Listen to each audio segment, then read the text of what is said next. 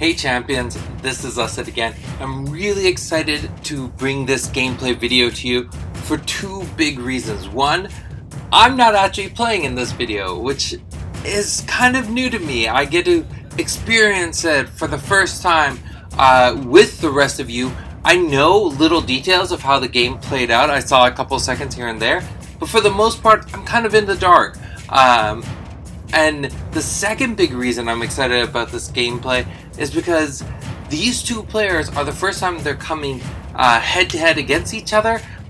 So it's really kind of interesting. I don't think either of these players have played against each other. They're playing pseudo mirror matches. It is Nubia versus Nubia. So I'm excited to see how this plays out. Alright, let's jump into the gameplay.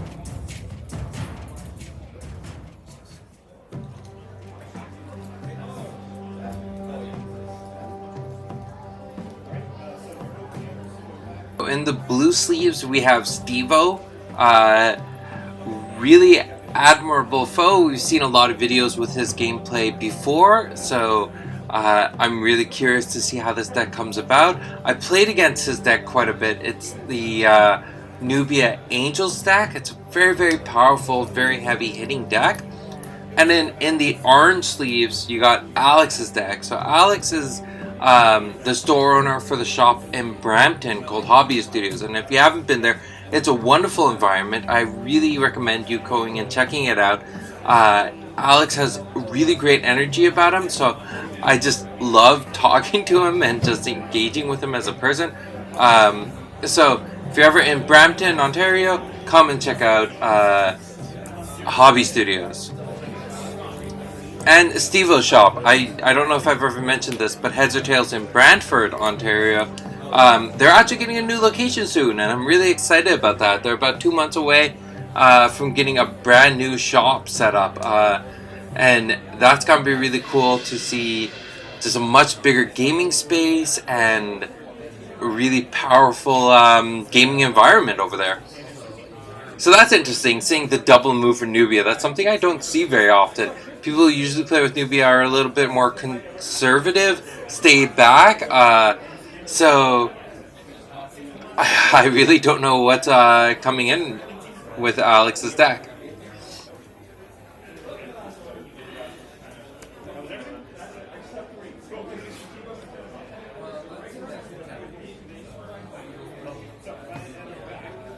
This seems like it's going to be a really aggressive match. Neither Nubia is staying back.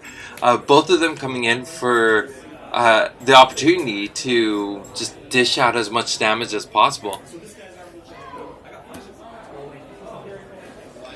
25 aura, you know what's hitting the table the moment you see him spend 25 aura. There's that angel, the first one. I'm sure we're going to see more of this game. Angels are just annoying and they dish out so much damage.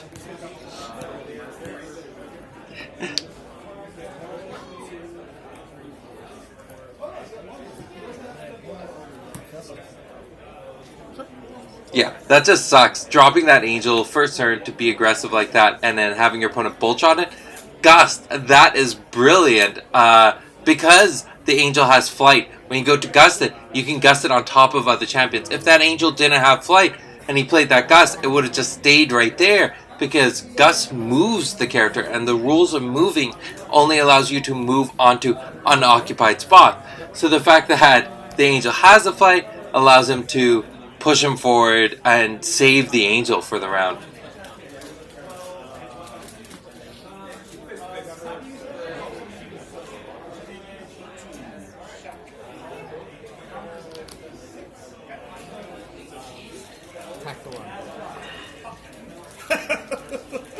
Wow. Yeah. Ignoring the angel, attacking for one. I don't know what Alex is planning here, but that's pretty cool. I know. And he chrono walkers out of the attack for one. That's hilarious. Like, okay. I guess part of it is just he wanted a chrono walker down. I guess part of it could have just been saving the one health. I mean, he already took 4 from Bolt Shot. Maybe he's just trying to save himself that 1 point of damage.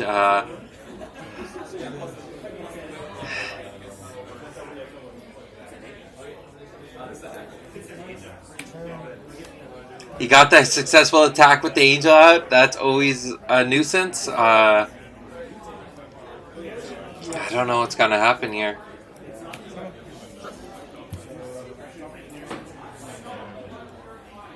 Ooh, second angel. I kind of saw that in his hand, but yeah, he dropped it. The first thing that I see when I see this kind of setup, I'm really, from Alex's perspective, I'd be really hoping that at the beginning of next round, Steveo seizes the opportunity to just hit with an angel instead of moving things around, because everything Steveo owns is locked inside those 6 squares, and Alex wants to probably drop a couple of tsunamis. I don't know. I didn't see if he has any in his hand, but see, this is the thing about Treacherous Train. It's a decent card, but just like Alex did right there, there's no reason not to run into it, especially this early in the game. It's just such a small cost. Yep, there it is.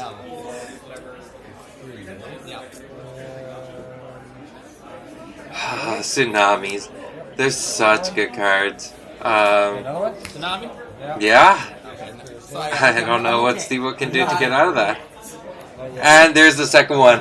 It wipes out the Chrono Walker, both Angels, and hits Nubia for 6. That is painful. That is a good play right there. And he has another one in hand. Oh my goodness.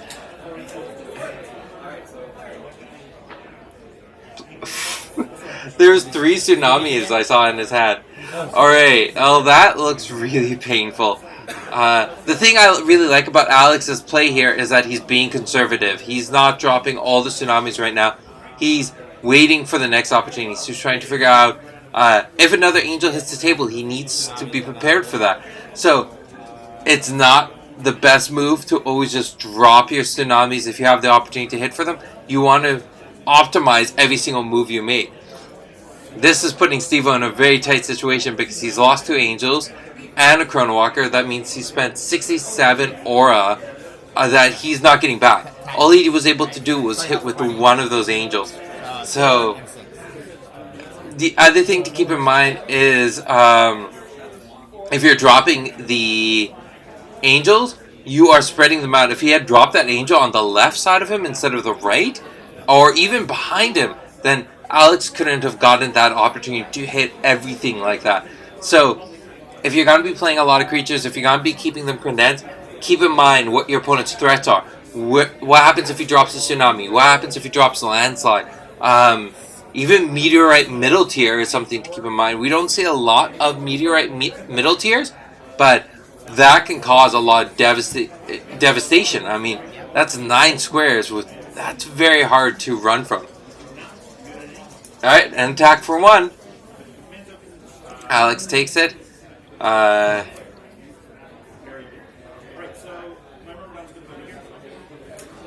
pressure point doesn't seem like it's going to help Alex too much, but you never know. Steveo might drop a bolt shot at close range.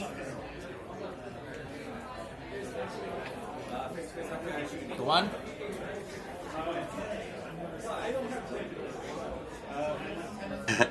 Double move attacks for 1. It's just a slap fight right now. I don't think anyone wants to spend aura because they know their opponent's going to have the opportunity to counter it. The only thing here is that, so in both Nubias, they're drawing lots of cards. Eventually one of them is going to draw enough to just explode and deal as much damage as needed. Discarding 4, bolt shot. There it is. If somehow things were facing another direction, maybe Alex could have been able to pressure point that, but that's going through. So that, I think, will bring Alex to at least 9 or 8 health. Steveo should be down to somewhere around there.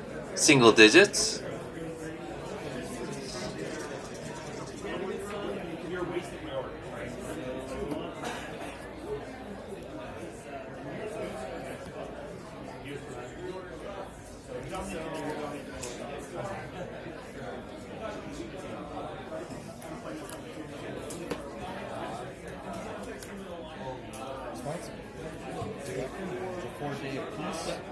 Beckon the Guardian. I thought he moved twice. I don't think he's able to beckon that Guardian in balance.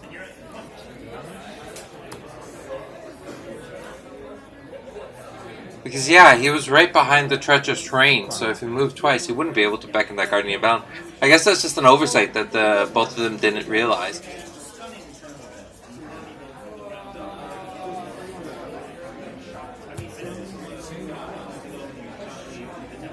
Chrono Walker taking the 2, being blown back from the gust. I think the more important thing is Alex is noticing the setup for those other tsunamis we saw in his hand. He could just move back onto the treacherous and just pay the energy cost and drop more tsunamis.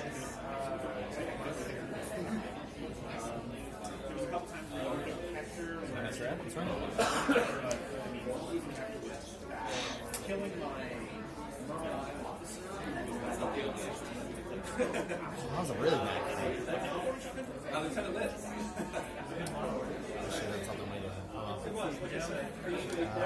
Alex was regretting that play for the Chrono Walker, but it's a reasonable enough play.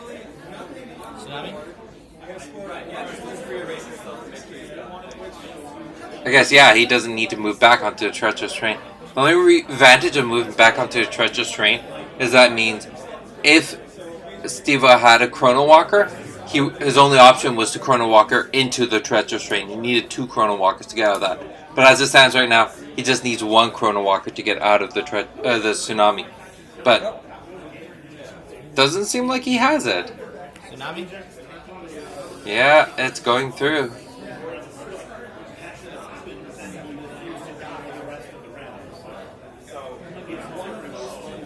So yeah, Alex could have played a little bit more safe by moving back onto his treacherous and dropping the tsunamis, but it just wasn't necessary at this time. Steve's last-ditch effort of trying to air shield the Guardian, keeping the Guardian alive. Because if the Guardian could stay alive, that probably would be enough damage to knock Alex out. But we all saw there's enough tsunamis in Alex's hand. I had one more. How much more did you have left? That's game. Alex takes a win. Congratulations, Alex. 26. Wow. Yeah, I know, right? It's a pretty hard deck to deal with. I figured if I gotta do a flying, all my attacks need to be AoE. And then the way to get around it. Congratulations to Alex for winning that game. That was definitely a very impressive matchup because Stevo's deck is oriented around dropping a lot of bomb-based creatures. You got the Angels, you got the Guardians, and then when all else fails, Nubia herself can step in and deal a lot of damage.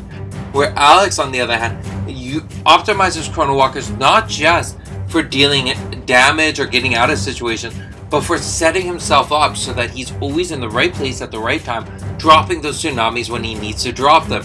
It's just a very, very powerful, very aggressive deck. So there's 2 different playstyles of Nubias. Even though Steveo didn't win, I wouldn't underestimate this deck. There's been so many times where I'm playing against him, and then after round 1, I'm just like, how am I gonna beat this? So every deck has its strengths, every deck has its weaknesses.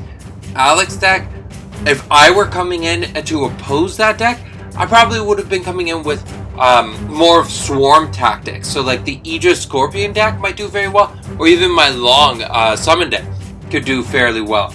So keep those things in mind, especially with the launch of the new cards that are coming out in the next set. There's going to be a lot more opportunities to build a deck that can oppose either of these 2 Titans decks. But that's it for this gameplay. I hope you enjoyed it, and I hope you look forward to next week's video. We will be giving out, doing our first video around an Allies game, which is really cool. And then we'll be releasing a few more Allies games after that. So you get the opportunity to see a whole new way to experience Genesis. Well, I hope you enjoy that, and until next week, bye.